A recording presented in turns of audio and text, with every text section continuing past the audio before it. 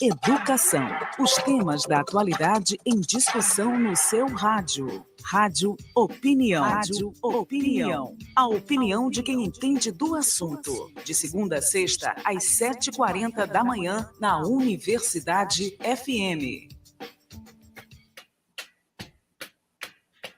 O Brasil está presenciando um aumento no número de casos de Covid-19, trazendo aí a variante Eris. Para falar sobre esse assunto, a gente recebe aqui o médico epidemiologista Antônio Augusto Moura, professor da Universidade Federal do Maranhão. Professor, tem um tempinho que a gente não se fala, né? E toda vez que o senhor vem aqui, fica aquela preocupação, Covid-19, né? Casos voltando, enfim. Trazendo essas informações, professor, porque o país inteiro, como eu já disse, está aí diante de um possível grande desafio também, manter esses números controlados, né? Na medida do possível, controlados, mas eles vêm se manifestando. Bom dia, professor, seja bem-vindo aqui ao Rádio Opinião. Bom dia, Adalberto, é um prazer estar aqui novamente. Maravilha. Professor, essa variante Eris, ela é o quê? Como caracterizar essa variante? O que é que ela tem de diferente, né? Ela aí pode furar vacinações, né? Que a gente já teve, já avançou de certo modo, né? Mas ainda assim tem gente que ainda não completou esse quadro vacinal. E a variante, ela consegue furar a vacinação, né? Quais as principais características dessa variante? Então, toda vez que surge uma nova variante, os cientistas correm para estudá-las. Não foi diferente dessa vez. E aí essas variantes, primeiro, elas são consideradas de interesse se elas confirmarem realmente que elas estão se transmitindo mais rapidamente ou têm potencial para causar doença mais grave, elas viram, então, variantes de preocupação. Felizmente, desta vez, nenhuma das variantes novas circulantes tem algum potencial para furar o bloqueio das vacinas. Nós lemos artigos bem recentes aí nos últimos dias, e todas essas novas variantes, incluindo a Eris, né, tem uma outra chamada Pirola também, elas, apesar de ter algumas mutações, essas mutações não estão conferindo nenhum comportamento diferente desse vírus. Então, por enquanto, essas variantes, assim, digamos assim, elas são apenas de interesse, estão sendo estudadas, mas elas não se constituem variantes de preocupação. Em relação ao número de casos no Brasil, nós não temos assim registrado nenhum grande aumento nos últimos dias, nem nos últimos meses. O que a gente está tendo é uma manutenção da Covid-19 em níveis ainda elevados, né, em termos de número de casos, mas felizmente em números muito baixos, né, comparado com o que a gente teve aí nos anos anteriores. Então, as notícias, felizmente, são muito boas, né, nesse momento. A população brasileira se vacinou, né, com uma proporção bem elevada, exceto crianças, onde a cobertura vacinal está baixa. A gente pode comentar sobre isso depois. Mas as vacinas, elas constituíram aí realmente uma mudança muito grande no panorama da pandemia e fizeram com que a OMS suspendesse a emergência de saúde pública. Certo, então essas informações são mais recentes, né? Que algumas semanas, né, havia uma certa preocupação e até essa informação de que essa variante poderia ser tão forte que passasse até por proteção de vacinação chegou a circular. Não sei se o senhor... Não, com certeza, ela era uma variante de interesse, porque o que acontece? Os cientistas percebem as mutações, fazem o estudo genético.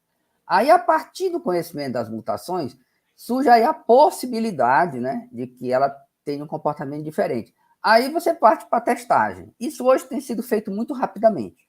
E aí a gente já tem, né, hoje, os resultados dos estudos aí com bastante consistência. A Aedes, ela hoje é a variante predominante, a que está circulando mais, né? Mas não tem potencial realmente para furar o bloqueio das vacinas, né? Esse potencial dela é muito pequeno. Que bom, maravilha, que bom. Uhum. Professor, quais as características em termos de manifestação? Ela é igual, é bem parecida com as outras variantes? Ela tem, assim, quais as características principais dela? Porque a própria Organização Mundial da Saúde também chegou a ficar em certo alerta, né, por conta dessa variante, né? E eu queria que o senhor falasse também dessa outra, a pirola, é isso? Isso. Essa é mais recente, só que essa ainda está circulando com um número pequeno de casos. A Aedes, hoje que eu falei, no mundo, ela é a variante predominante. E agora, não chegou a ser colocado nenhum alerta pela OMS, que eu te digo, o alerta surge quando essa variante se torna variante de preocupação. Nós tivemos isso com a Ômicron, né? Nós tivemos isso com aquelas variantes que circularam no Brasil, né? Que é a variante Gama, né? Nós tivemos com a Beta, né? Outras variantes aí mais no começo da pandemia. E a última que gerou realmente preocupação, né, foi a subvariante da Ômicron aí no segundo semestre de 2022. De lá para cá, felizmente, todas as variantes que têm aparecido, elas não foram consideradas variantes de preocupação. Agora, uma coisa importante, a Covid continua circulando. Hoje, você tem cerca de 2 vezes mais hospitalizações pela Covid do que pela gripe, que já era uma doença que nós convivemos há muito tempo, né? Só para a gente mostrar como os casos continuam acontecendo, muita gente adoecendo, e nós temos relato aí, né, de que com essa variante nova, as pessoas estão novamente, né, parece que está reaparecendo aquele sintoma de alterações no paladar e no olfato, que tinham sumido aí com a variante Ômicron. Professor, a gente está passando por um período de muito calor também, né? Isso pode, de alguma maneira, ter um cruzamento aí de fatores, né, para se alastrar mais fácil, enfim, a Covid, né? Ela tem alguma relação com essa onda de calor, enfim, ela pode trazer um maior alastramento?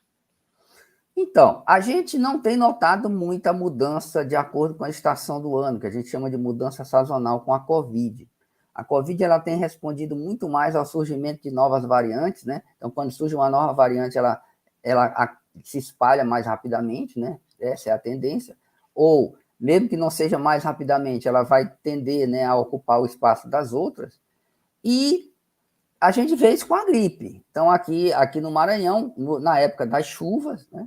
Quando é a época que a gente acaba sentindo um pouco mais de calor, às vezes, porque fica aquele que a gente chama de mormaço, a gripe, o vírus da gripe se espalha mais rapidamente na época da chuva, né?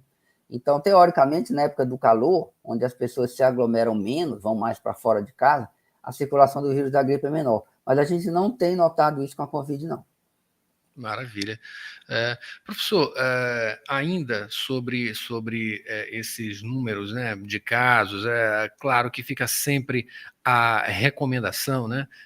Ainda há essa recomendação de, em certos lugares, ainda utilizar máscara. E a questão da vacinação também, muita gente ainda não se vacinou, ainda não completou ali, digamos, esse quadro vacinal aí adiantado, né? Quinta dose, bivalente, enfim, essa coisa toda. É preciso ainda ter, né, força nessas ações governamentais também, né, através de campanha, e também a autopreservação. Tem locais que realmente é bom usar máscara, né? A gente vê ainda já algumas pessoas utilizando máscara em alguns desses locais, né? Existe essa necessidade ainda, né? Não é mais obrigatório o uso de máscara, né, nesse momento. Então, o que a gente fala são recomendações. E, assim, a recomendação que eu acho absoluta ainda é quando você estiver gripado, porque hoje a gente está gripado, a gente não sabe se é gripe ou Covid, né? Então, como eu te falei, a Covid, ela está hospitalizando 2 vezes mais que a gripe. Então, é muito mais provável quando a gente esteja gripado nesse momento que a gente esteja com Covid.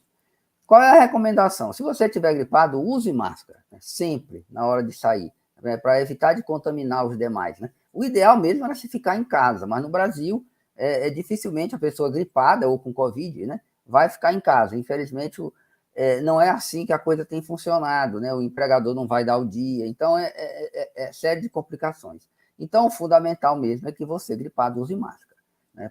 Para se proteger. E fora isso, pessoas imunossuprimidas também devem usar máscara, né?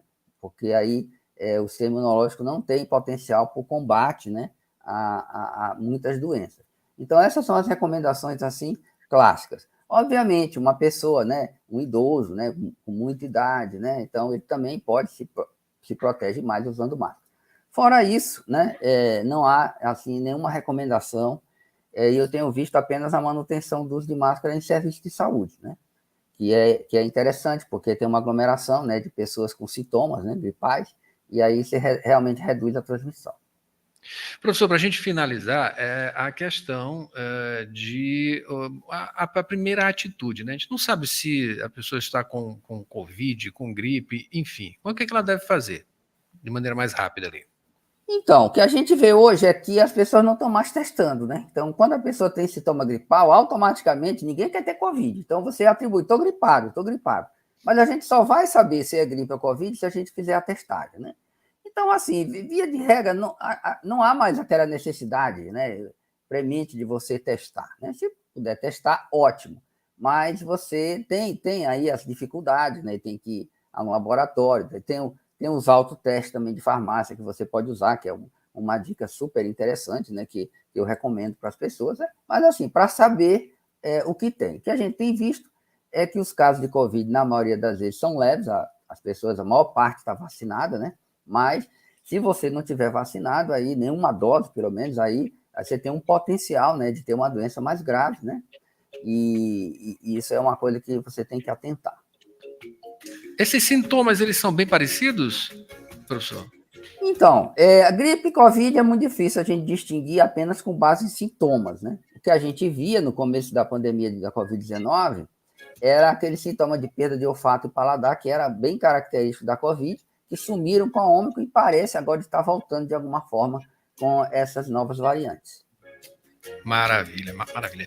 Bom, esse quadro aí, tomara que ele não se agrave, professor, e a gente fique com essas informações aí que a gente tem como positivas, né?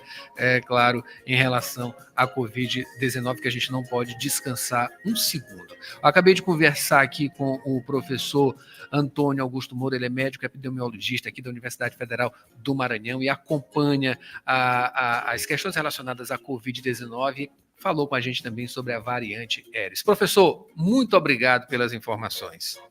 Muito obrigado, Adalberto, e um bom dia para todos. Maravilha.